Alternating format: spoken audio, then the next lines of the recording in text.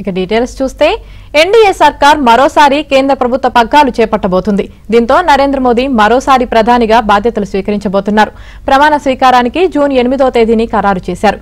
దీంతో బీజేపీ శ్రేణులు సంబరాలకు సిద్దమవుతున్నాయి.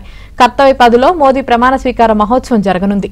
మోదీ ప్రమాణ స్వీకార కార్యక్రమానికి ఎన్డీఏ నేతలు హాజరు కానున్నారు.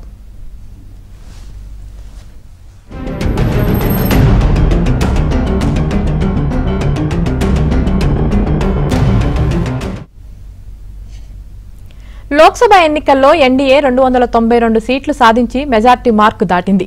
594 సీట్లున్న లోక్సభలో అధికారం చేపట్టడానికి 272 సీట్లు సాధించాలి.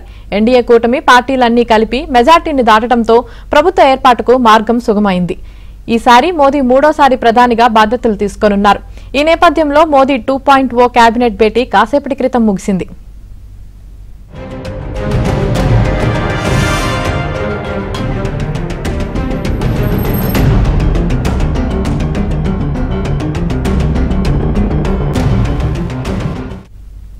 అయితే సార్వత్రిక సమరం ముగిసింది అనుకుంటున్న వేళ మరో సమరం తెరపైకి వచ్చింది.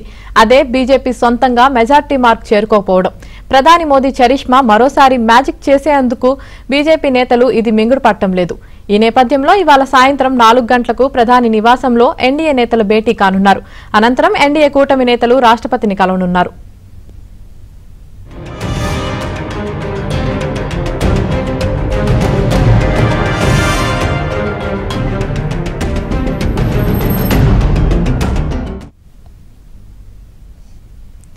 బీజేపీ సొంతంగా మ్యాజిక్ ఫిగర్ అయిన 272 సీట్లు సాధించలేకపోవడంతో మిత్రపక్షాల మద్దతుతోనే ప్రభుత్వాన్ని ఏర్పాటు చేయాల్సిన పరిస్థితి ఏర్పడింది. అయితే టీడీపీకి 16, జేడీయూకి 12 సీట్లు రావడంతో సమావేశంలో టీడీపీ అధినేత చంద్రబాబు, జేడీయూ చీఫ్ నితీష్ కీలకం కానున్నారు.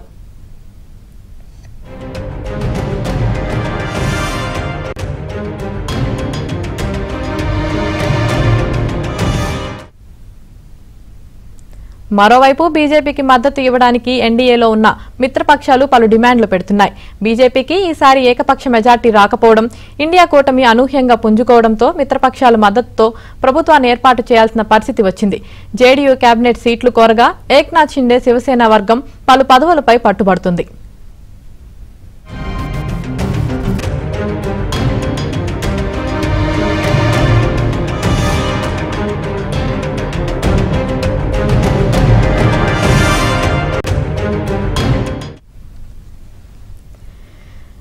మోదీ ప్రమాణ స్వీకారానికి సంబంధించి మరింత సమాచారం మా ఢిల్లీ బ్యూరో చీఫ్ కృష్ణ అందిస్తారు. కృష్ణ, కొద్దిసేపు క్రితం ప్రధాని మోదీ రాష్ట్రపతి ద్రౌపది ముర్ముని కలిశారు. 17వ లోక్సభను రద్దు చేస్తూ కేంద్ర మంత్రివర్గం ప్రతిపాదనని రాష్ట్రపతికి ప్రధాని మోదీ అందజేశారు. ఇక 18వ లోక్సభ ఏర్పాటుకు మార్గం సుగమం చేసేందుకే ఇది ఒక ప్రొసీజర్ కాబట్టి ఈ విధమైనటువంటి ప్రొసీజర్ ని ఫాలో అయ్యారు. ఇక 18వ లోక్సభకు సంబంధించి ఇప్పుడు ఏదైతే నిన్న జరిగినటువంటి ఎన్నికల్లో ఎవరికైతే భారీ మెజార్టీ వచ్చిందో, సింగిల్ లార్జెస్ట్ పార్టీగా ఎవరైతే ఉన్నారో వాళ్లను ప్రభుత్వ ఏర్పాటుకు పిలిచే అవకాశం ఉంది. సో బీజేపీకి ఆ విధంగా ఒక ఫార్మల్ ఇన్విటేషన్ పంపే అవకాశం ఉంది. ఆ రాష్ట్రపతి ఆ యొక్క ఇన్విటేషన్ పంపిన తర్వాత మేము ప్రభుత్వ ఏర్పాటుకు సిద్ధంగా ఉన్నాము అంటూ బీజేపీ రాష్ట్రపతికి లేఖ రాయాల్సి ఉంటుంది. ఆ లేఖతో పాటు ఈ యొక్క బీజేపీ ప్రభుత్వాన్ని, ఎన్డీఏ ప్రభుత్వాన్ని సపోర్ట్ చేసే మిగతా మిత్రపక్షాలకు సంబంధించినటువంటి వారి లేఖను కూడా అందజేయాల్సి ఉంటుంది. ఈసారి ఇది తప్పనిసరి అవుతుంది. గతంలో బీజేపీకి ఈ యొక్క మ్యాజిక్ ఫిగర్ దాటి నెంబర్ రావటం వల్ల బీజేపీ ఇక వేరే మద్దతుదారుల లేఖలను తీసుకోవాల్సినటువంటి అవసరం లేకపోయింది. ఈసారి మాత్రం ఇతర మద్దతుదారుల లేఖలను కూడా అందజేయాల్సి ఉంటుంది. 4 గంటలకు జరగబోయే ఈ ఎన్డీఏ సమావేశంలో ఈ యొక్క ప్రభుత్వ ఏర్పాటుకు సంబంధించినటువంటి అంశం పైన చర్చించబోతున్నారు. అదే ఆ యొక్క సమావేశంలోనే చంద్రబాబు నాయుడు, పవన్ కళ్యాణ్, ఇతర బీజేపీ ఏదైతే ఎన్డీఏ మద్దతుదారులు ఉన్నారో, ఎన్డీఏలో ఉన్నటువంటి భాగస్వాములు ఉన్నారో వాళ్ళందరూ కూడా మోదీకి లేఖలు అందజేయబోతున్నారు. రేపు లేదా ఎల్లుండి బీజేపీ పార్లమెంటరీ పార్టీ సమావేశాన్ని కూడా ఏర్పాటు చేశారు. ఆ సమావేశంలో ఈ యొక్క బీజేపీ పార్లమెంటరీ పార్టీ లీడర్ని ఎన్నుకోబోతున్నారు. అది ఎన్నుకున్న తర్వాత ఇక రాష్ట్రపతికి ఫార్మల్ గా ఈ యొక్క ప్రభుత్వ ఏర్పాటుకు సంబంధించి ఒక లేఖను కూడా రాయబోతున్నారు. అయితే 7వ తేదీన 7 లేదా 8వ తేదీన ప్రధానిగా మోదీ ప్రమాణ స్వీకారం చేసే అవకాశం ఉందని కూడా తెలుస్తుంది. దానికి సంబంధించినటువంటి నిర్ణయాన్ని కూడా ఈ రోజు జరుగుతున్నటువంటి ఈ ఎన్డీఏ సమావేశంలో నిర్ణయం తీసుకునే అవకాశం ఉంది. నిజానికి 8 అన్నది మోదీకి ఒక సెంటిమెంట్ సంఖ్య. గతంలో కూడా 17వ తేదీన ఆయన ప్రమాణ స్వీకారం చేశారు. సో ఏ పని చేసినా కూడా 8తో ఆయన శ్రీకారం చుడతారు. అందుకే 8వ తేదీన ఆయన ప్రమాణ స్వీకారం చేసే అవకాశం ఉన్నట్టుగా తెలిసింది. దీనికి సంబంధించి కూడా ఈ రోజు జరుగుతున్నటువంటి ఎన్డీఏ సమావేశంలో నిర్ణయం తీసుకునే అవకాశం ఉంది.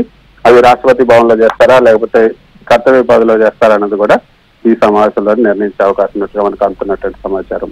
ఆమెని కృష్ణ, మరి మనం చూసుకున్నట్లయితే మిత్రపక్షాల మద్దతుతోనే ప్రభుత్వాన్ని ఏర్పాటు చేయాల్సిన పరిస్థితి రావడంతో జేడీయూ ఏమో కేబినెట్ సీట్లు అడుగుతుంది, అలాగే ఏక్నాథ్ షిండే ఏమో శివసేన వర్గం పలు పదవులపై పట్టుబడుతుంది. మరి మోదీ సర్కార్ ఎలా స్పందించే అవకాశం ఉంది?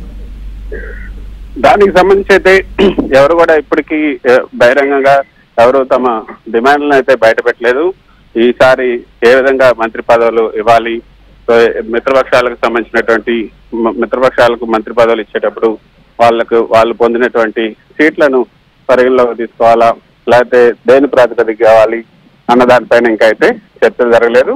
అయితే ఒక్కొక్క పార్టీ ఒక్కొక్క విధంగా స్పందిస్తుంది. ఒక్కొక్క పార్టీ మంత్రి పదవులకు సంబంధించి డిమాండ్లు వస్తున్నాయన్న వార్తలు అయితే వస్తున్నాయి, కానీ అవి కూడా కన్ఫర్మేటివ్ గా